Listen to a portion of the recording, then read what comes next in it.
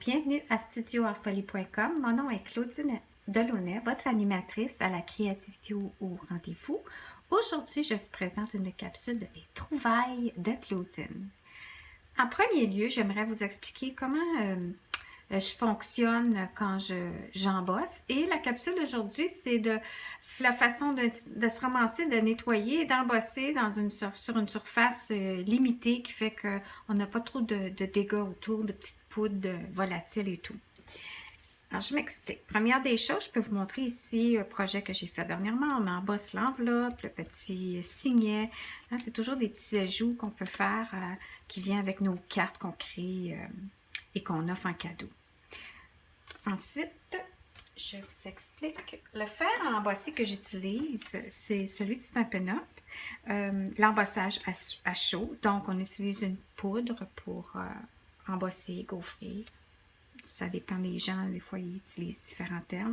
La beauté de cet appareil-là, de Stampin' Up, c'est qu'il y a deux vitesses. La première vitesse qui est basse intensité pour sécher nos projets acryliques, aquarelles, avec nos encres et tout ça. Et la vitesse 2, c'est pour l'embossage. Contrairement à, disons, un séchoir à cheveux qui dégage de l'air, l'intensité à la 2 ne dégage pas de vent et d'air. Alors, c'est pour ça que ça nous prend un fer embossé pour embosser et non un séchoir à cheveux, contrairement qu'on penserait qu'il pourrait faire aussi l'affaire. L'autre beauté de ce fer embossé-là, c'est que j'avais une autre marque avant et la tendance c'est que quand vous faites sécher votre projet, disons pour qu'il cuit, la cuisson de la poudre, disons que j'aurais ici mon petit signet ici que je vais faire l'exercice sans brancher parce que si je branche, ça va faire du bruit, puis je l'ai essayé, puis je ne fais pas ça à ceux qui écoutent là. Ce qui arrive, c'est qu'un autre fer d'une autre marque, il fallait vraiment que je me promène un peu plus quand je faisais sécher, car si je restais trop longtemps en position, le carton brunissait et même brûlait. Donc, lui, la beauté, c'est que je reste beaucoup plus sur place. Je bouge légèrement quand je vois que la couleur change, donc ma poudre, elle a cuite. Cuite. En tous les cas. Alors, c'est ça, c'est que j'ai jamais brûlé un papier avec mon fer. C'est la recommandation que je fais à tous ceux qui n'ont pas de fer embossé à ce moment-là. Si vous pouvez vous le permettre, achetez celui de Stampin' Up, il est extraordinaire pour ça. Bon, je parle maintenant de mes trouvailles. Première des choses, je vous explique. Moi, ma station d'embossage, c'est que j'utilise une boîte. Et la boîte, ben celle-là, elle est due pour être changée parce que là, ça se déchire avec les promenades que je fais quand je vais sur la route pour enseigner des ateliers. Ça, c'était l'enveloppe pour le envelope punchboard, la planche de marquage pour enveloppe. Puis c'était la boîte que j'ai gardée. Maintenant, ce que je vais faire, c'est que je vais la changer pour une de mes boîtes, de mes trousses Pepper Pumpkin, voyez-vous? Ah, et sont belles aussi, celles-ci. Mais il y en a qui sont oranges, là, celles qui nous arrivent à chaque mois. Ben, d'habitude, c'est orange. Puis, je pense que j'en ai même pas ici. Ah oui, j'en ai une. J'ai celle de ce mois-ci. Voyez-vous? Puis, ben là, c'est des gros polka dots. C'est beau pareil. Ce qui est le fun avec ces boîtes-là, c'est que vous pourriez les renverser, c'est-à-dire défaire la boîte, mais je pense que je l'ai déjà montré dans un autre truc. C'est de la défaire et de la remettre à l'envers. Alors, vous auriez la couleur Craft, si l'orange vous dérange. Ça, c'est le premier petit truc que je voulais vous dire. Ensuite, ma boîte que je montre ici. Normalement, ce que je fais, c'est que je traîne tout là-dedans, sauf mon fer que il est avec moi, mon fer. Alors, ce qui arrive, c'est que j'amène, j'ai ma poudre comme celle-ci, c'est de la poudre embossage transparent. Et vu que j'utilise beaucoup, j'avais plusieurs petits contenants comme ça, alors je les ai tout mis là-dedans.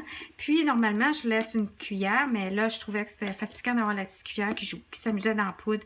Je sais que je vais trouver une petite bidule que je vais pouvoir accrocher ma cuillère à l'intérieur éventuellement, mais pour l'instant, c'est comme ça que je fonctionne. Alors, quand j'en ai beaucoup de poudre, j'ai une cuillère. Alors, j'ai mon contenant avec ma poudre, ma cuillère. Sinon, j'ai mon petit contenant. Ça, c'est du blanc. J'ai mon tampon ici pour embosser quand on étampe. L'enduit est collant. Et puis, j'y vais comme ça ici et ma recharge au cas où que je suis mal pris. Je traîne toujours quelques pinceaux, car quand vous allez voir, je vais faire un petit exemple tantôt. La poudre, elle adhère ailleurs que sur les tempes, à cause de la statique. Donc, je traîne normalement quelques pinceaux pour m'aider à corriger ça. Mon petit Embossing Buddy, c'est un petit coussinet comme ça, qui a comme une petite poudre blanche. Et c'est pour enlever la statique. C'est la statique qui est l'ennemi numéro 1 de l'embossage. Je l'explique, c'est que la statique, on ne s'en rend pas compte, mais elle est là, présente autour de nous. Normalement, à ma table d'embossage, à mon studio, c'est une table en vitre. C'est là que j'ai réalisé que j'ai encore plus le défi d'enlever la statique. Quand vous allez voir, la poudre est volatile, donc elle peut se promener partout et on ne s'en rend pas compte. On étampe, puis on passe le fer, puis là, on a des spots blancs. Disons que c'est de la poudre blanche. On a des endroits qui ont adhéré de la poudre et puis ça ne fait pas rapport. Vous allez voir, je vais vous faire l'exemple après. Alors, je prends ma petite boîte ici, je mets une feuille ici que je mets comme feuille de fond au cas où que j'ai un petit dégât puis que j'ai de la poudre ici par accident. Alors, je sais toujours que j'ai un plan B ici d'une feuille d'extra pour récupérer ma poudre blanche. Normalement, j'ai une feuille comme ça de plier en deux, encore une fois, qui est pour la récupération de poudre. Alors, je vais faire un exemple. Je vais prendre une enveloppe. Ce que je fais normalement avec les élèves, c'est que on arrive en premier lieu, on étampe le sujet, le mot, la décoration. Ici, j'ai mon étampe. Et puis, on voit ici, c'est le même que sur un autre projet. C'est « Tu me réchauffes le cœur ».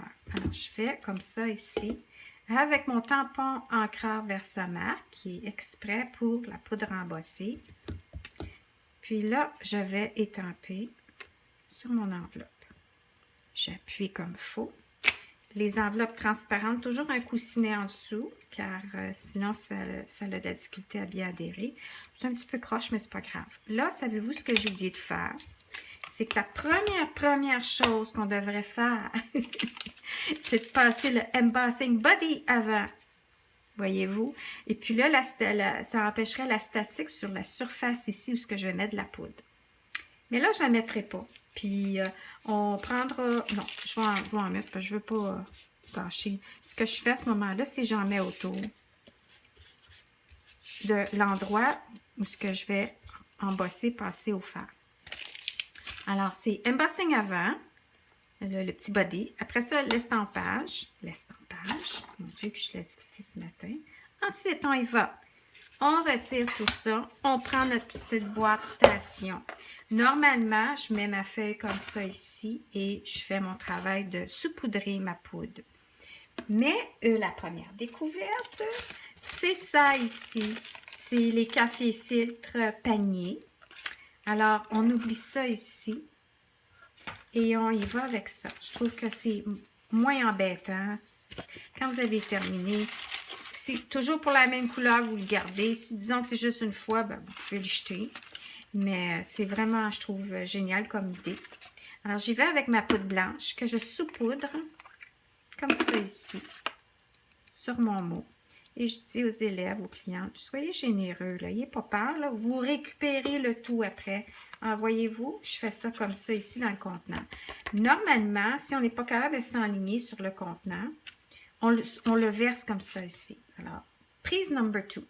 J'arrive, je saupoudre mon mot, comme ça ici. Je saupoudre dans mon panier, comme ça ici, dans mon filtre.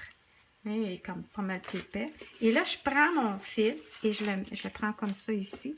Je fais juste aligner une des petites lignes de mon filtre à café. Et voilà.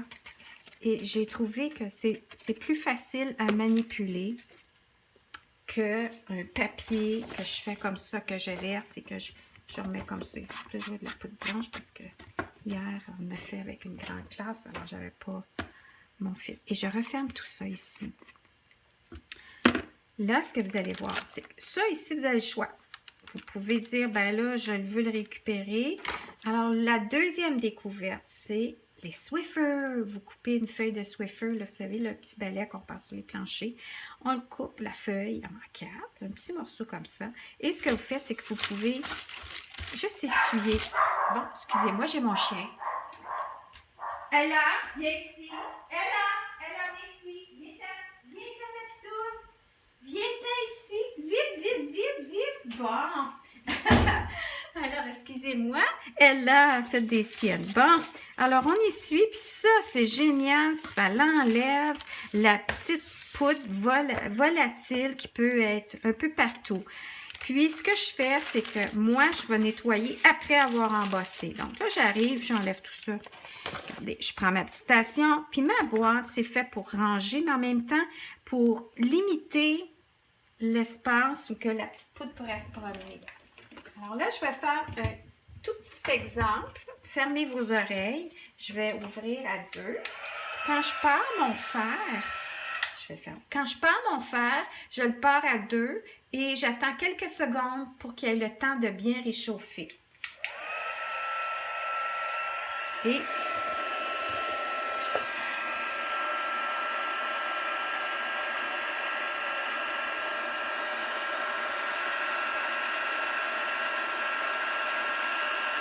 voyez-vous, le blanc maintenant commence à...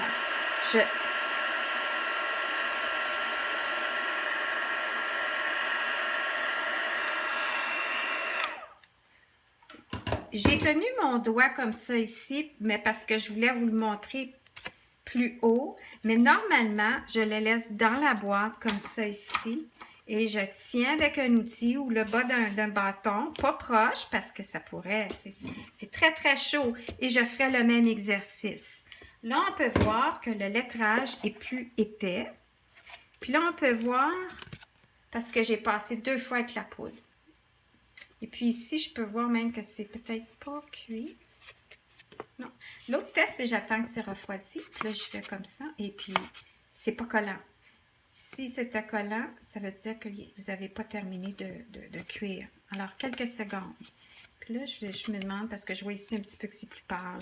Mais bref, c'est ça l'exercice. Alors, quand j'ai fini, n'est pas votre feuille comme ça, c'est dans le fond, vous à côté et vous faites ça. C'est votre station pour limiter tous les dégâts de la petite poudre.